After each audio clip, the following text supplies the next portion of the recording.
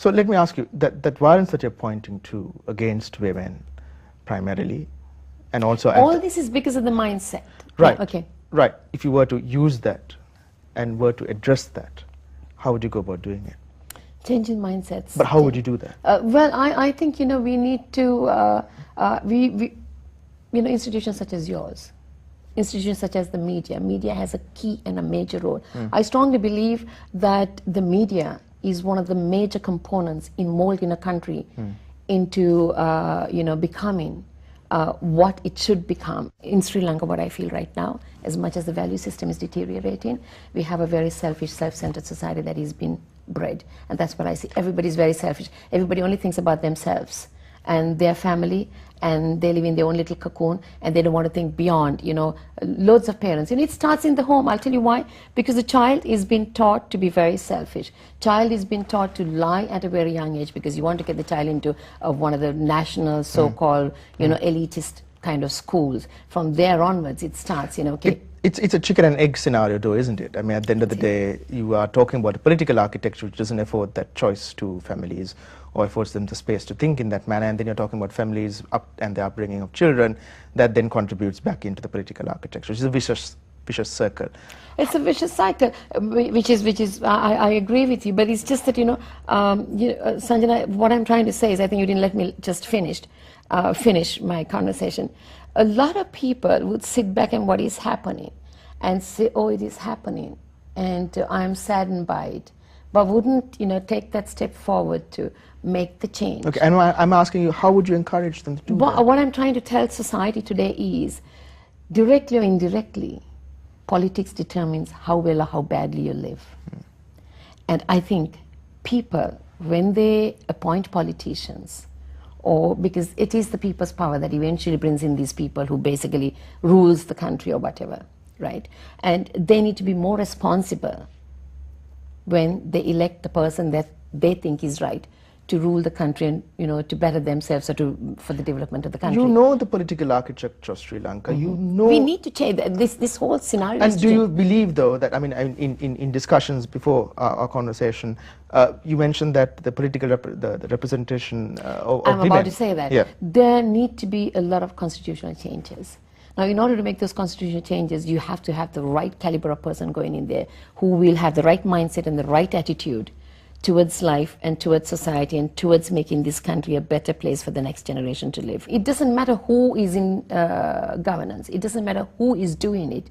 It could be the UMP, it could be the SLFP, it could be the JVP, it could be anyone. But I would stand up for what is right. And a lot of people would sit back and expect someone else to do it for you. So should we clone you?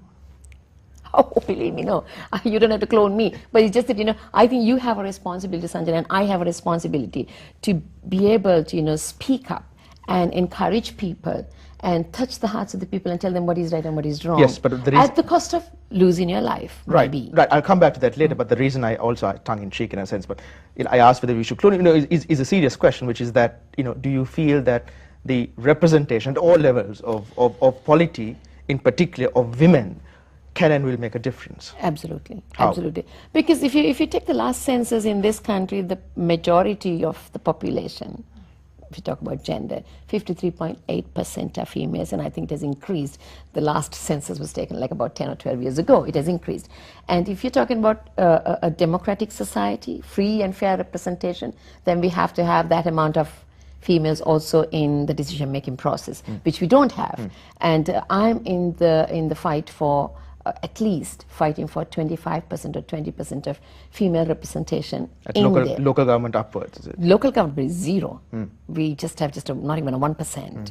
At the national level, we have like a 4 point whatever percent. In the late 20s, in 1927, when the Women's Franchise Union fought for women's rights and universal franchise, I must say those women today must be turning in their graves, and I'm sad to say that, my great-grandmother-in-law, they were the people who actually fought for this, the universal franchise. We were one of those countries in this region that, won rights for women, and I'm very proud of that.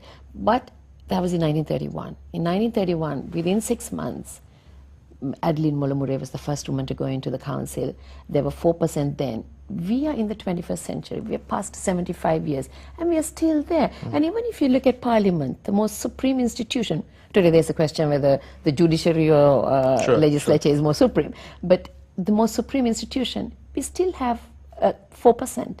We haven't gone beyond 5. And even if you take that 4%, I'm sad to say this, don't get me wrong, the vast majority are by default. Either it's the father's daughter or the husband's wife or the brother's sister or whatever. So you want a qualitative difference in the caliber of I representation strongly as believe, well? I'm fighting for a quota system. Right. Through a quota system Right. to have a free and fair, and people who would really be committed to work towards a better... And in your activism towards this goal, you see progress? Well, yes, because I'm in the working committee of the United National Party, and we have, we are fighting for, in the working committee itself, we have almost 10% of females representing the working committee, and we are fighting to make the changes. And I must say, all parties, women in all parties, all the parties, including the SLFP and some of the other minority parties, are very strongly of this view that they need to, make the change. But when it goes to Parliament, that's where the question comes, whether it would get approved or not. So, but we will fight, and I think we need to fight because to see a just and a better society, because I am saddened by the brain drain. We have a free education system, we have a very good primary health care system in this country. They reap the benefits of the free education. First opportunity that is given, they all just flee the country. Would you blame them? I don't blame them. I blame us parents. I'll tell you why. This is why I said, directly or indirectly, politics determines how well or how badly we live, in a developing country, in a developing society. You take Malaysia, I was High Commissioner there for a very short while. Dr. Mahathir Mohamad, he had a 2020 vision. He also had many other visions which are not as well, hang on a second. Yeah. Today, whatever, I mean, he has basically, I would say, achieved part of his dream and whatever. Today, Malaysia is a fast-growing, developing country. With simmering conflict underneath. Is that where you want Sri Lanka to go to? Yes, that's after he left. No, hang on a second.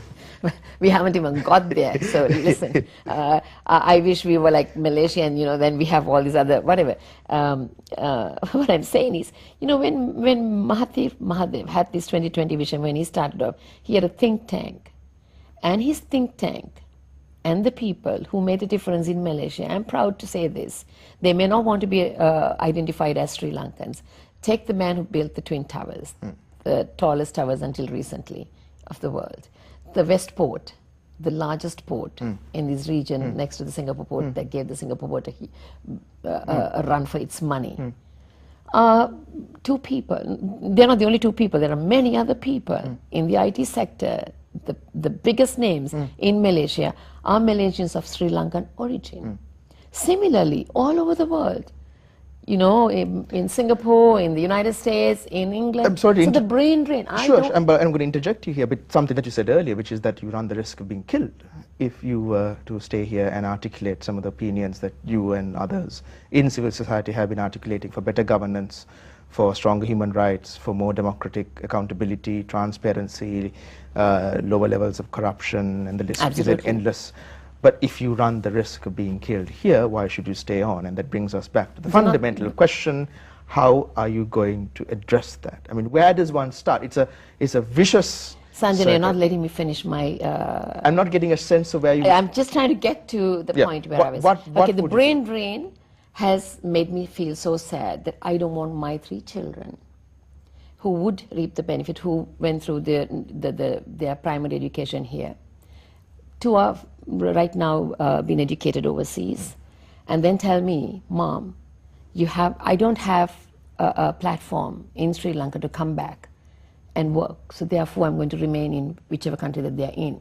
As a mother, I don't want to raise kids and at a very young age for them to leave this country and say that the environment is not conducive enough for me to come back and serve my nation, or to contribute towards the development of my nation, or to contribute towards the development of myself.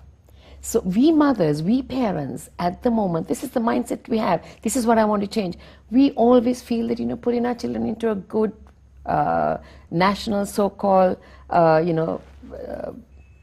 premier school is going to give the child a better education, and then getting them into uni, which is only a 2% that gets into university, and giving them a degree is going to give them basically a better lifestyle. It doesn't. We at the same time, whilst we are fighting for the education and basically pushing our children and driving them to get their degree and just don't harping about only education, there are finer things in life as well that they forget about. Parents also have a responsibility to make this country a better country, or to create the right environment that is conducive enough for these children with that education to help the development of this nation and to develop themselves as well. So that is what I'm fighting for as a mother. Even if I have to lay down my life, I think I've done my part, and I think every right-thinking citizen should look beyond. Who's a parent?